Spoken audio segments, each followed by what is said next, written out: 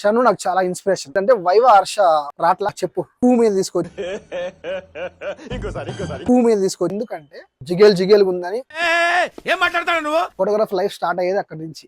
అవతల వాడి మొహంలో స్మైల్ ఉందంటే ఓకే వాడి ఫోటో నచ్చిందంటే. ఆ కెరీర్ కూడా స్టార్ట్ అయింది ఎప్పటి నుంచి అంటే ఒక ఫోటోలు తీసానే అని కాదు, పువ్వు మీద తీసుకొచ్చి తామర పువ్వు ఉంటుంది కదా దాని మీద తీసుకొచ్చి మన ఫోటోలు నిలబెట్టడం, కారు పైన మనం నిలబెట్టడం, బాగా తీస్తున్నారా బాగా చేస్తున్నారా అని. అప్పుడు అంతా ఫేస్బుక్ ఇన్స్టా ఏం లేవు, ఓన్లీ ఫేస్బుక్.